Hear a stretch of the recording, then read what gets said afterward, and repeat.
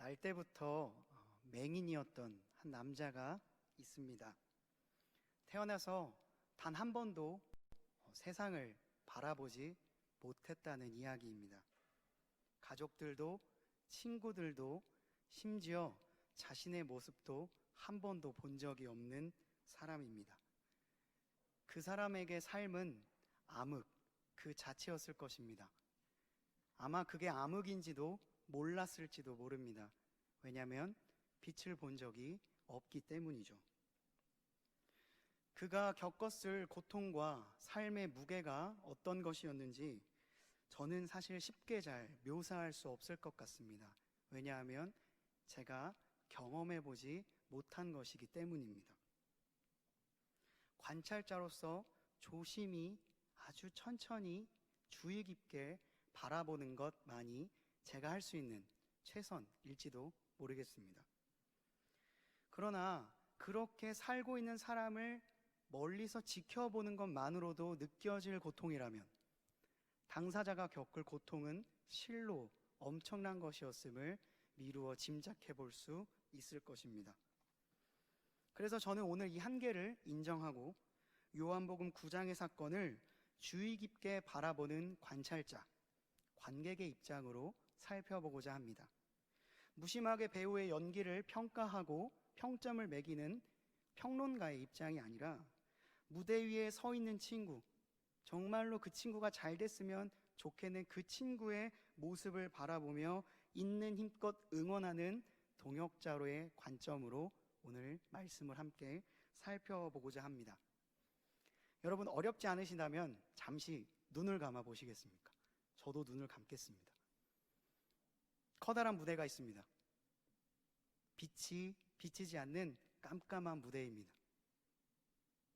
조명이 살짝 켜지면서 그 안에 홀로 있는 한 남자가 등장하는데 분주하게 손을 움직이며 누군가에게 돈을 구걸하고 있습니다. 사람들은 무심코 그의 곁을 지나가기 일쑤였고 간혹 가다가 그를 쳐다보는 사람은 그를 손가락질하며 멀리 돌아가기 일쑤입니다. 그 누구도 그에게 관심이 없고 수많은 회중들이 그를 그냥 지나갈 뿐이고 그 남자는 침울한 표정으로 이 행동을 반복하고 있습니다. 눈을 떠보실래요? 우리는 지금 같은 무대 안에 관객으로 앉아 있습니다. 이 남자에게 무슨 일이 일어날까요? 오늘 그 남자에게 일어날 일이 무엇일까요? 우리 함께 상상해 보며 그에게 일어날 일을 응원하고 기대하는 친구의 마음으로 살펴보도록 하겠습니다. 구걸하는 그의 모습을 멀리서 지켜보는 또 다른 한 남자가 있습니다. 맹인은 그의 존재를 알아차리지 못했을 거예요. 연신 손을 뻗으며 한 끼 먹을 돈을 구걸하기에도 너무나도 힘이 많이 들기 때문에 어떤 사람이 나를 쳐다보고 있는지조차 느끼지 못했을 겁니다. 심지어 보지도 못했기 때문에 알지 못했을 거예요. 그 빈손, 감긴 눈, 절망의 그림자, 무거운 공기, 이 모든 것을 또 다른 한 남자가 보고 있습니다. 근데 옆에서 제자들로 보이는 수많은 사람들이 그에게 묻습니다. 그는 보고 있고 사람들은 묻고 있습니다. 그들이 던진 질문은 날카로웠고 참으로 매정했어요. 그들이 이렇게 물었습니다. 선생님, 이 사람이 눈먼 사람으로 태어난 것이 누구의 죄 때문입니까? 이 사람 때문입니까? 이 사람의 부모 때문입니까? 그들은요, 자신이 가진 의문을 해결하는 것이 더 먼저였어요. 그의 삶을 이해하는 것보다 내가 가지고 있는 궁금증, 신학적인 해석이 훨씬 더 중요했던 겁니다.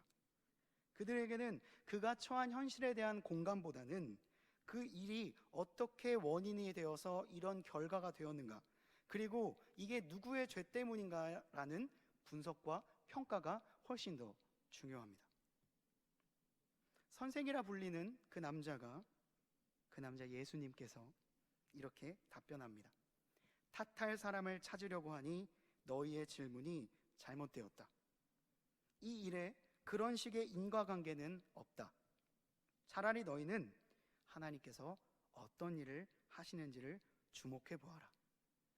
요한복음 9장 3절을 메시지 성경으로 읽어드렸습니다. 민망해하는 제자들의 모습을 뒤로 한 채 예수님은 성큼성큼 그에게 다가가 그를 직접적으로 보고 그에게 어떤 행동을 하기 시작하는데, 관객인 우리는 과연 무슨 일이 일어날 것인가, 그 예수님이 그에게 어떤 행동을 할 것인가 당연히 기대하게 될 것입니다. 그런데 이 기대가 얼마 가지 않아 당혹스러움으로 바뀌게 됩니다.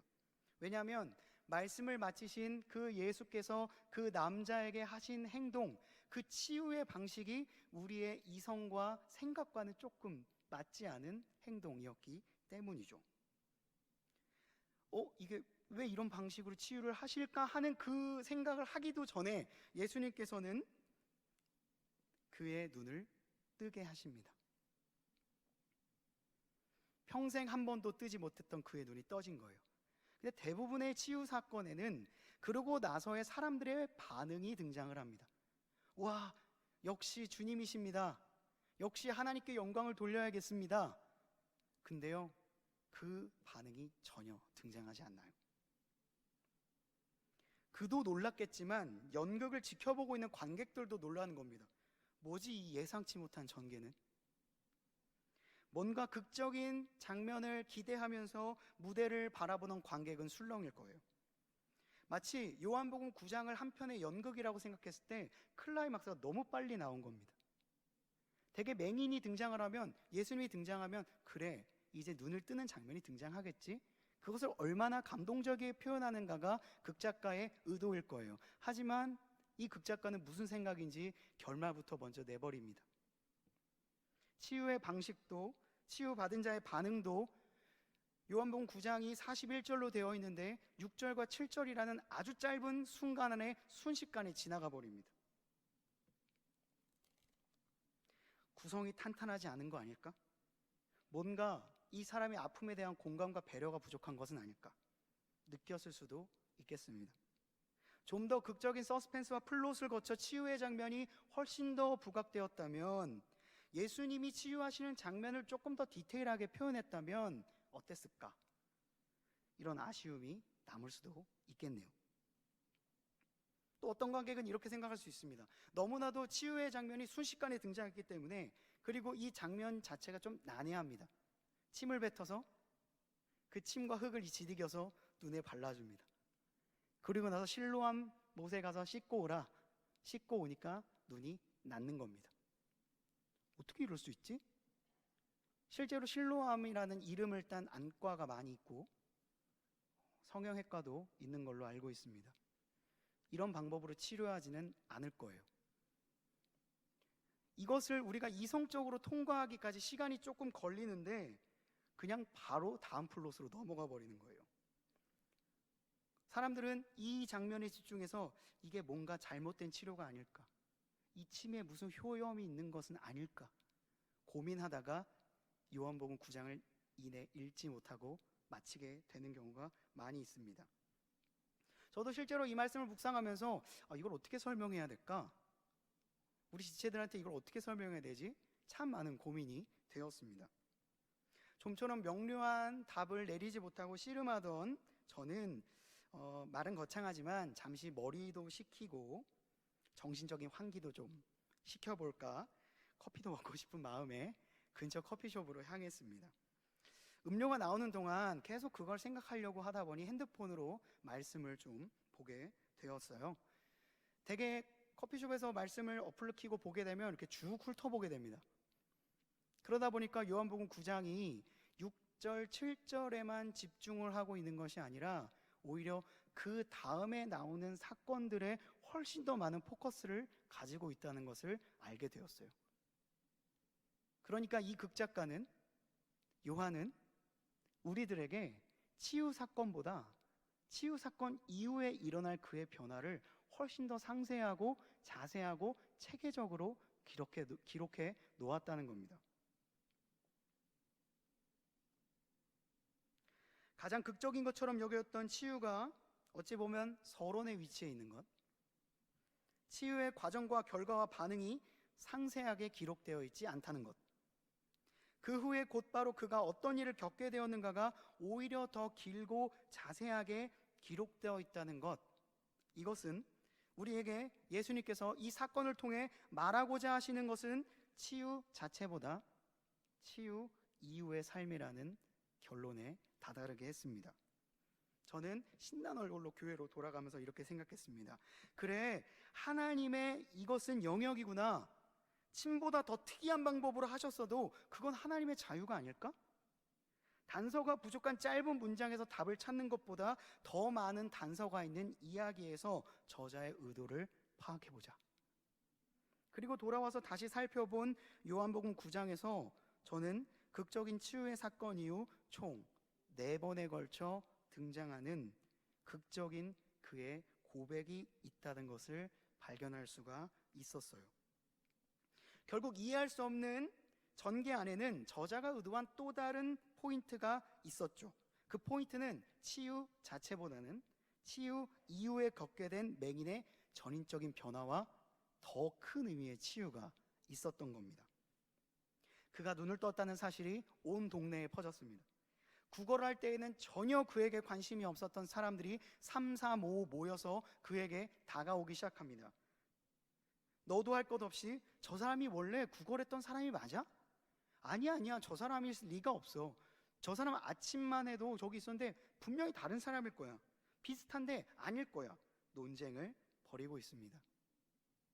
그리고 그에게 찾아와 묻죠. 제자들처럼. 그렇다면 내 눈이 어떻게 떠지게 되었는가?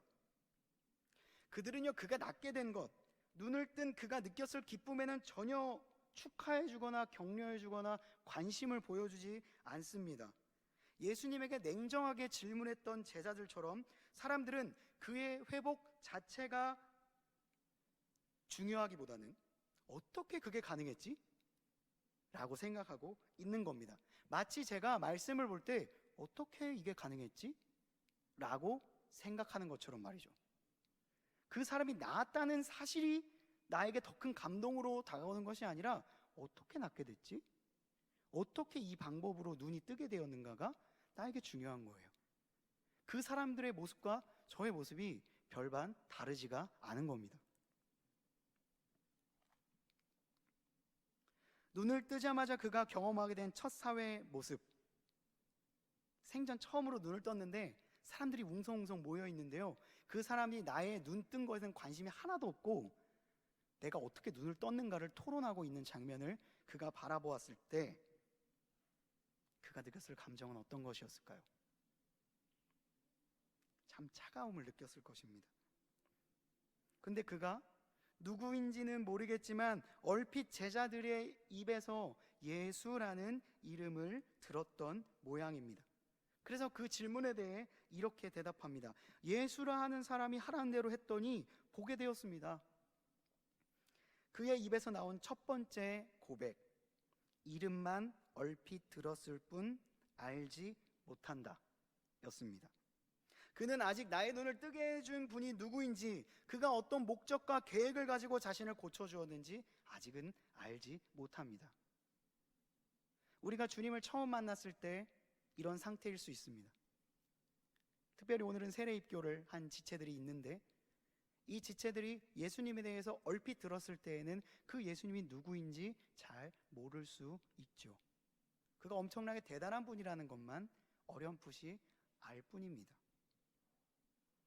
그러자 전혀 예상하지 못한 당혹스러운 일이 벌어지게 되는데 사람들이 그를 끌고 바리새인들 앞으로 끌고 간 것입니다. 그 이유가 되었던 것은 그의 눈이 나았던 그날이 때마침 안식일이었기 때문이었어요. 유대인들은 안식일에 아무것도 하지 않습니다. 그리고 그것이 하나님께서 제정하신 법을 지키는 방식이라고 생각을 했어요. 얼핏 들으면 좋은 말 같지만 그들은 이 말을 문자적으로 해석하였는데, 그래서 어려운 일들을 겪는 사람들에게 자비를 베풀 수 있는 시간과 영역과 돈이 있음에도 불구하고 안식일이기 때문에 그 사람을 도와주지 않았습니다. 뭔가 하나님께서 말씀하신 의도와는 다르게 안식일이 잘못 사용되고 있었던 거죠. 그래서 사람들은 지금 눈을 떴다는 그 놀라운 사실보다 안식일을 범했느냐 범하지 않았느냐, 그 범한 사람이 누구이냐가 훨씬 더 중요한 거예요. 그래서 그 사람을 끌고 자신들이 모여있는 회당으로 이끌어 오게 된 것입니다. 예수님이 그 사람을 보게 한 자비의 행동보다 안식일에 일을 했다는 것 자체가 공동체의 토론 주제가 되어버린 거예요. 가끔 재난 영화를 보면요, 어떤 사람이 목숨이 정말 눈앞이 위기가 찾아왔는데도 컨트롤 타워가 딱 바뀌면서 컴퓨터와 화면을 바라보면서, 자, 이거 거기 결제 받은 거예요? 아직 확인 안 됐죠? 아직 하시면 안 됩니다. 결제가 안 받아졌잖아요. 옥신각신하는 모습을 보면서 우리는 분노하죠. 그러다 골든타임을 놓치게 되는 장면들이 종종 등장하면 화가 난 상태로 영화를 보게 됩니다. 이 사람들의 모습, 지금 컨트롤 타워 같습니다. 이 장면을 바라보는 이 눈뜬 사람의 마음은 어떨까요? 기껏 눈을 떴는데, 평생 처음 떴는데 앞에서 사람들은 나에게 싸우고 물어보고, 그리고 데리고 와서 나는 앞에 꽂아 놓은 보릿자루처럼 앉혀놓고 서로 누가 한 거야? 이게 어떻게 된 거야? 싸우고 있는 겁니다. 이번엔 바리새인들이 묻습니다. 그 사람이 내 눈을 뜨게 하였는데 너는 그를 어떤 사람이라고 생각하느냐? 여기서 그의 두 번째 고백이 등장을 합니다. 그는 선지자니이다. 알지 못한다는 그의 입에서 하나님이 보낸 사람이라는 선지자의 대답이 나온 거예요. 전과는 조금 더 발전된 형태의 고백이었습니다. 그 고백에 다른 대답을 할 수 없었던 바리새인들과 유대인들은 이제 아니야, 이 사람은 전에 맹인이 아니었던 게 분명해 라는 확신을 가지게 됩니다. 이 사람이 맹인이었을 리가 없어. 분명히 눈을 뜬 건 거짓말일 거야. 그래서 정말 잔인하게도 그의 부모를 부릅니다. 그의 부모를 불러서 어떻게 이 사람이 눈을 뜨게 되었는지를 물어보는 거예요. 그런데 이 부모는요, 정말 마음 아픈 이야기를 하게 되는데, 그가 장성한 자이니까 나한테 물어보지 마시고 그에게 직접 물어보십시오 라고 이야기를 합니다. 그런데요, 성경은 그렇게 할 수밖에 없었던 이유에 대해서 이렇게 말하고 있습니다. 요한복음 9장 22절입니다. 그 부모가 그렇게 말한 것은 이미 유대인들이 누구든지 예수를 그리스도로 시인하는 자는 출교하기로 결의하였으므로 그들을 무서워함이로라. 소시민인 그들에게 유대 사회에서의 축출은 죽음과 같은 것이었습니다. 성내 바깥으로 쫓겨나는 일, 사람들에게 투명인간 취급받는 일은 너무나도 두려운 일이었어요. 이 부모가 매정하기보다는 이 대답을 할 수밖에 없게끔 분위기를 만들어가는 그 시대가 무서운 거였죠. 그들은 예수는 안식일에 일을 하여 율법을 어긴 자가 되어야만 했습니다. 하나님인 채 신성모독을 하는 사람이기에 그를 믿는 사람들은 이 사회에서 축출하는 것이 정당한 행동이다 라고 생각을 했습니다. 그들은 원하는 답이 정해져 있는 거예요. 예수가 한 일이 거짓말이라고 말한다거나, 아니면 내가 눈을 뜬 게 거짓말이라고 말하는 것, 그 두 가지 대답밖에 그에게 요구하지 않고 있는 거예요. 이 일이 어떻게 해결돼야 되죠? 무대의 열기는 점점 뜨거워집니다. 극은 절정을 향해 치닫고 있습니다. 극의 초반부에 나왔던 치유의 장면이 이제는 의심을 받고 있는 거예요. 그들은 맹인이었던 한 남자를 매섭게 쏘아붙이고 있습니다. 네가 착각한 거야. 내 눈을 뜨게 한 자는 바로 예수가 아닐 거야. 만약 예수였다면 그래, 잘 됐다. 그는 안식일 규정을 어겼으므로 신성모독과 율법을 지키지 않은 범죄자일 뿐이야. 여기서 예수의 존재를 드러내는 것은 그에게 득보다 실이 더 많은 일이었습니다. 이쯤에서 그가 예수라는 이름을 입 밖에 꺼내는 순간 예수가 받아야 될 처벌을 내가 받게 되는 거예요. 왜? 눈을 뜬 건 내 잘못도 아니고 축하받아야 될 일인데 이제 눈을 뜬 것으로 인하여서 유대 사회에서 축출될 수밖에 없는 궁지에 몰리게 된 것입니다. 그에게 무슨 잘못이 있단 말입니까? 격려와 환대를 받아도 모자랄 그가 왜 그릇된 전통과 잘못된 해석이 만들어오는 판 안에서 딜레마에 빠져야 되냐는 말입니다. 유대인들은 매몰차게 또 물었습니다. 하나님께 영광을 돌리시오. 우리가 알기로 그 자는 사기꾼이요. 혈통과 권위, 거기에 율법에 대한 지식까지 가지고 고압적으로 쏘아붙이는 그들에게 평생 앞을 보지 못했던, 평생 구걸하며 살아왔었던 제대로 된 정규 교육조차 받지 못했을 그가 도대체 무슨 말을 하냐는 말입니까? 그런데요, 그의 입에서 나오는 대답, 이것이 실로 놀랍습니다. 제가 이 장면을 보며 얼마나 몸에 전율이 느껴졌는지 몰라요. 이것이 그의 세 번째 고백이었습니다. 읽어드리겠습니다. 그 일이라면 나는 어느 쪽도 아는 것이 없습니다.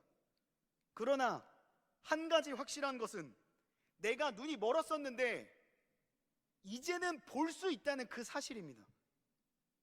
내가 여러분들께 거듭 말했는데도 여러분들은 듣지 않았습니다. 그런데 왜 다시 들으려고 하십니까? 여러분들도 그들의 제자가 되려 하는 겁니까? 너무나도 놀랍습니다.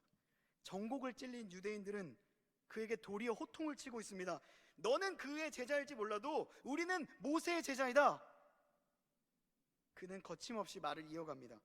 참 놀라운 일입니다.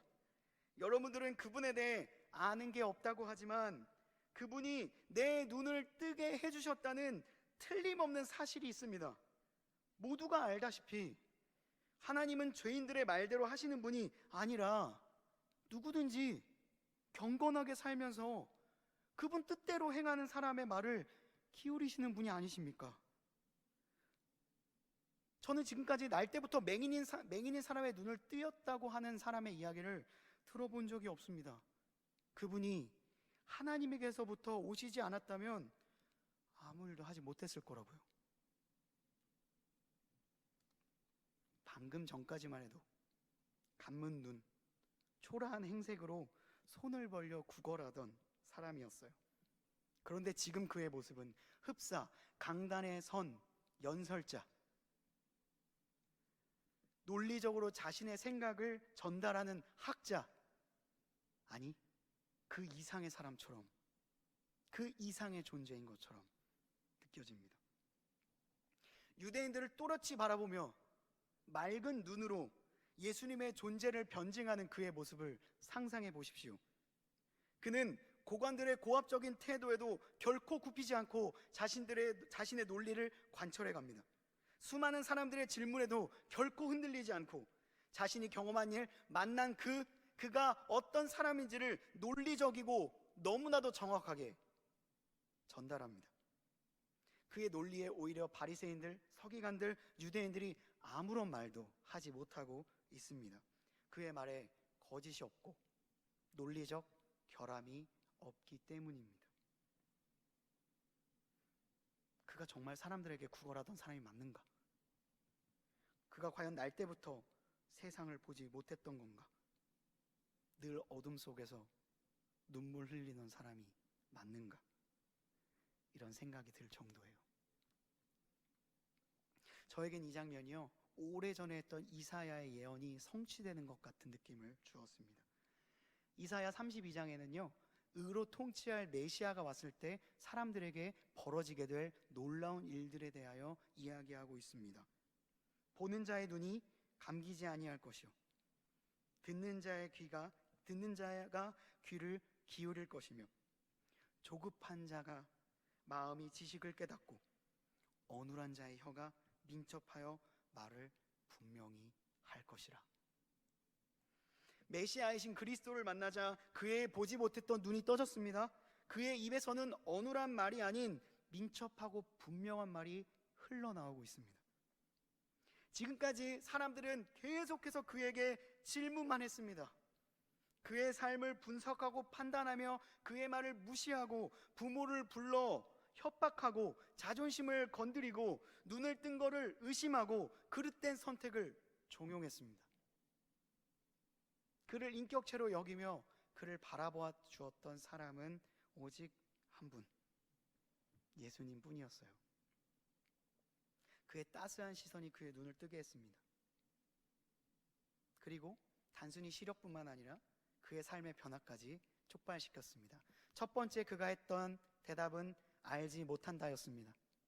그러나 사람들을 만나고 질문을 받으며 두 번째 그가 했던 질문은 그는 선지자입니다. 그러자 수많은 사람들이 더 깊게 그를 매섭게 몰아붙이자 세 번째 고백을 통하여서 그는 하나님으로부터 온 사람이 확실하다, 이런 결론에 다다르게 됩니다. 점점 생각이 명료해지고 감정이 흔들려지지 않으며 의지는 견고해지고 있습니다. 저는 눈을 뜨게 한 그 치유가 예수님께서 그에게 보여주신 치유의 전부는 아니라고 생각합니다. 그의 존재를 바라보아 준 것, 그의 존재를 인정해 준 것, 그의 지정의 전인적인 부분을 변화시켜 주신 것이 진짜 치유요 기적의 전부였다고 생각합니다. C.S. 루이스는 순전한 기독교에서 이렇게 말했습니다. 여러분 중에 그리스도인이 되고 싶어 하는 사람이 있습니까? 그것은 곧 두뇌를 비롯한 자신의 모든 것을 요구하는 일에 뛰어드는 것임을 미리 알려드리겠습니다. 그러나 다행히도 이 일은 우리의 생각과 다른 방식으로 이루어집니다. 즉, 여기서가 중요한데요, 누구든지 그리스도인이 되려고 한다면, 정직하게 노력하기만 한다면 어느새 지성이 예리해진다는 것입니다. 그리스도인이 되기 위해 특별한 교육을 따로 받지 않아도 될 이유는 기독교가 교육 그 자체이기 때문입니다. 이렇게 말했습니다. 지식은 학교에서 배울 수 있습니다. 그런데 그 지식을 활용할 수 있는 지혜는 교회에서 가장 잘 배울 수 있습니다. 왜냐하면 그 지혜는 하나님으로부터 나오는 것이기 때문입니다. 아무리 많은 지식도 지혜가 없다면 안식일에 대한 규정을 오역하는 것처럼 여러분들이 가진 지식을 문자적으로 해석하여 다른 사람을 겨누는 칼이 될 것입니다. 바리새인들과 유대인들이 지식이 없는 사람이었을까요? 아니죠. 그들은 뒷받침할 지혜가 없는 사람들이었습니다. 맹인은 그들에 비해 턱없이 부족한 지식을 갖고 있었습니다. 하지만 하나님이 함께 하시자 그 적은 지식을 가지고 하나님의 지혜로 해석하기 시작했고, 놀라운 고백을 통해 지식이 있는 사람들을 부끄럽게 만들었던 겁니다. 이것이 하나님이 일하시는 방식입니다. 하나님이 함께 하시는 사람이 경험할 수 있는 전적인 변화이죠. 이를 영국인 시인 조지 허버트는 엘릭서라는 시에서 이렇게 표현했습니다. 이것이 그 유명한 돌, 모든 것을 황금으로 바꾸는 그것, 하나님이 만지고 소유하는 것인즉 그보다 못한 것이 될 수 없도다. 하나님이 만지고 소유하는 사람은요, 황금보다 못해질 수가 없습니다. 하나님이 여러분들과 함께 하시면요, 여러분들이 지식이 얼마나 많으냐보다 그 지식을 활용할 수 있는 엄청난 폭이 넓어질 거예요. 여러분들이 배운 그 전공과 지식을 가지고 진짜로 사람을 낚는 어부가 될 수 있다는 거예요. 그 사람을 살리고 예수 그리스도를 전달하고 새로운 사람에게 자신이 받은 은혜를 전달할 수 있는 아주 명료한 지식과 민첩한 혀를 갖게 될 것입니다. 이게 전인적인 변화예요. 이를 고린도전서 1장 27절이 이렇게 말했습니다. 그러나 하나님께서 세상에 미련한 것들을 택하사 지혜 있는 자들을 부끄럽게 하려 하시고, 세상에 약한 것들을 택하사 강한 것들을 부끄럽게 하려 하시며, 여러분들이 가진 것들이 얼마나 많다고 생각하세요? 그거는요, 주님이 그것을 사용하시는 일, 그거에 비하면 너무나 작은 거예요. 여러분들이 가지고 있는 그 작은 것들을 주님께서 만지고 사용하시잖아요? 그럼 정말 세상 그 어떤 것보다 못한 것이 될 수가 없습니다. 그게 주님이 일하시는 방법이고, 그게 신자를 바꿔가시는 주님의 능력입니다. 맹인의 말에 아무 말도 반박할 수 없었던 바리새인들은 결국 너가 우리를 가르치냐? 라고 호통을 치며 그를 쫓아냅니다. 폭풍과 같은 하루를 보냈어요. 눈을 뜨게 된 것에 대한 격려와 그간의 세월에 대한 위로를 받기는커녕 죄인이 된 것처럼 이리로 끌려다니고 저리로 불려다니고 계속해서 수많은 사람들에게 신문에 가까운 질문만 받던 그럴수록 그의 생각은 점점 더 명료해졌지만 결코 그것을 받아들이려고 하지 않는 고관들에 의해 사과 한마디 듣지 못하고 쫓겨난 참으로 긴 하루를 보냈습니다. 시끄럽게 소리를 치며 그를 향해 손가락질했던 수많은 사람들이 무대를 다 떠났습니다. 그 텅 빈 무대에 맨 처음 그가 홀로 있었던 것처럼 눈을 뜨고 모든 것들이 완전해진 그가 서 있습니다.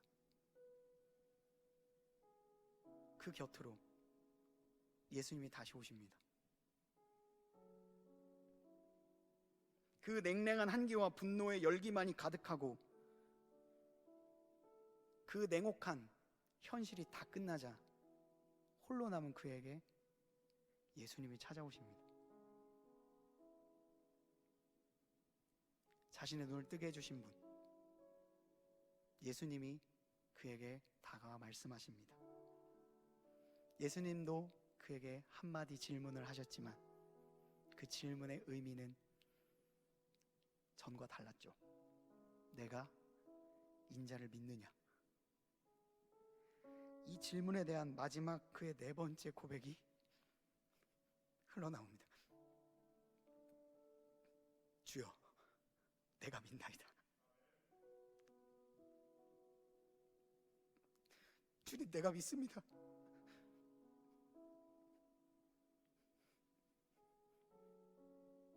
내 인생의 주인은 주님이시고 나에게 진정한 위로를 보여주실 분 주님이십니다. 내가 그 주님을 믿습니다.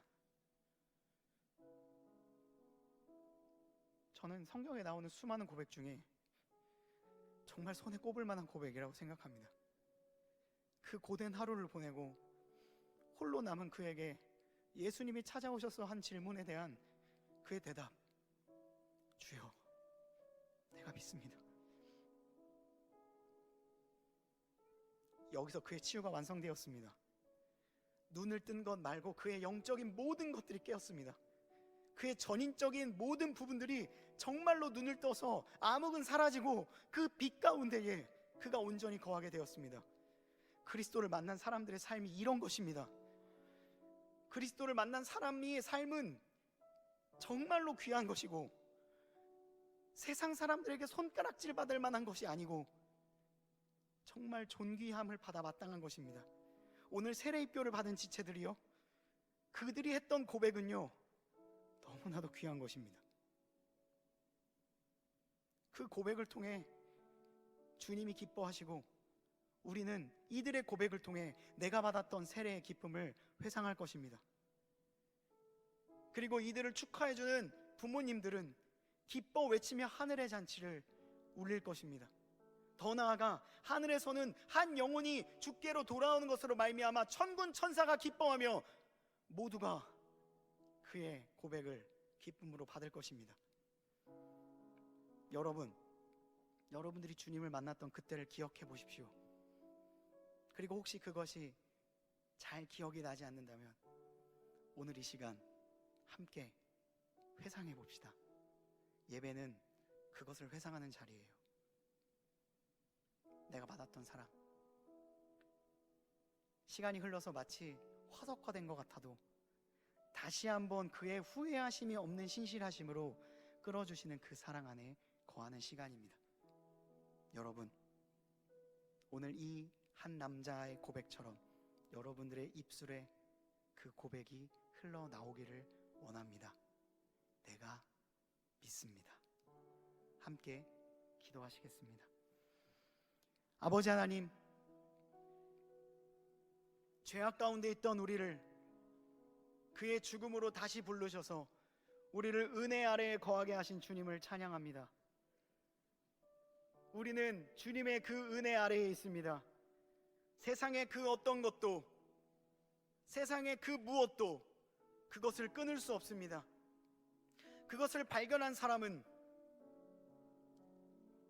단순히 눈을 떴다는 것만으로 기뻐하기보다는 나의 삶을 전인격적으로 변화시켜 주신 그 주님의 존재에 기뻐 찬양할 것입니다.